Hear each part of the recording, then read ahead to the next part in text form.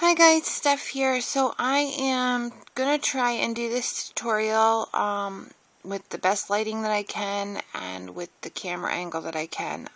If I block it sometimes, I'm sorry. I'm going to try and skidoo out of my light.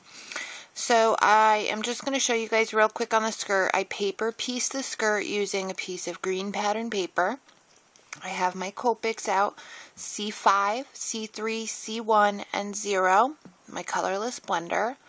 And all I'm going to do is take my C5 and I'm going to go in the area where it's going to be the darkest and just draw a little line there. Then I'm going to take my C3 and I'm going to bring it out just a little bit on each side because it's like a valley and a hill. The pleat here is where I want the valley. And then I'm going to take my C1 and do the same thing, bring it out more, blend it really well.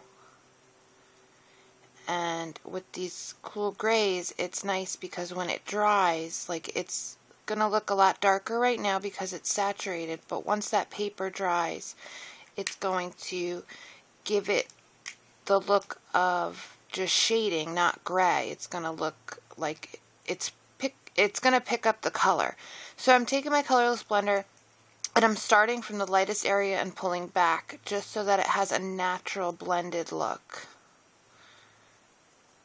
See, like that. And then I'm going to do the same thing on the other side.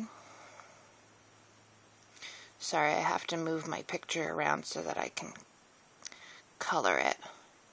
And just pulling it, my colorless blender from the lightest area, the top here where I want the light to hit, down to the shaded area. And then once this dries, it's going to look quite a bit lighter. And if it's too dark for what you want, you just keep going in with the colorless blender and pulling it in. And then same thing for the next one.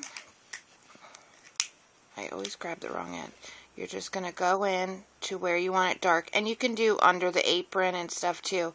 With my C5, I just do one little line there. I don't do a lot with the C5. Then I take my C3. And I'm going to do the same thing. I'm going to pull it out. This one I'm not going to pull out as much because it's near the front of her outfit. And you can even do it at an angle where it comes out more near the bottom if you want. Then my C1, same thing.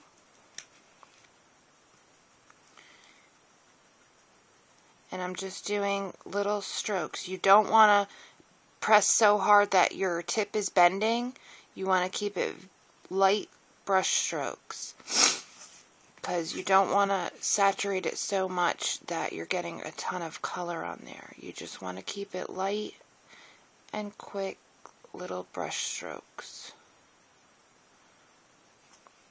Then you're going to go back in with your colorless blender. If I can get the right tip ever. And again, from the lightest area down into your shading.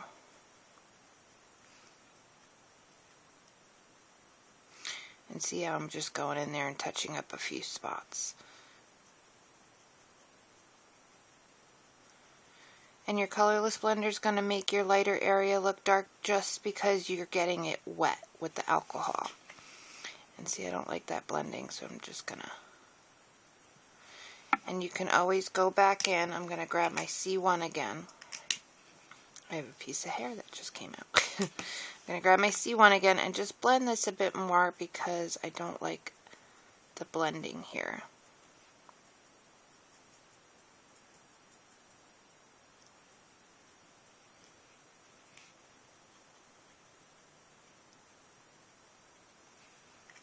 And then my colorless blender again.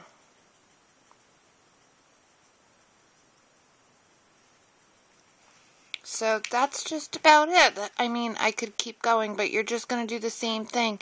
And it's just giving it that depth of this part curving in. and the light hitting the areas that are popping out so that her skirt looks like it's got movement to it. And for the hat, when I did it, I just paper pieced again. I did my C5 just down here, then the C3 I brought up, C1, and Colorless Blender I did from here out and just left the top parts here in the center, the lightest area, and shaded down the rest. For the arms, same thing. I did C5 just along the bottom and under by her shoulder, and then brought it up. And then here I just did it right here and around the fingers. So I hope this helps. I will be, my next tutorial I'll be doing an image start to finish. So I'll be doing probably in different parts as much as I can do in each. I'll be doing the face, then the hair, then the clothes, and all that. So I hope this helped you guys. Like I said, it's a really quick, simple thing to do when you don't have the right Copic colors or you just want to do, you know, a faster thing, or you don't, or you want practice with blending and shading. You just paper piece it and use some cool grays. I'm sure the warm grays would work too. I haven't tried it, but you could probably even do this with, you know, just C3 and C1 if you don't want that darker area as dark, or go over it twice with C3, you know. You don't need a ton of Copics to do this. So I hope that helped. That's it for now. I'll be back. I got some goodies in the mail I want to share, and then I'll start my start to finish Copics. Thanks a bunch for watching, guys. Bye.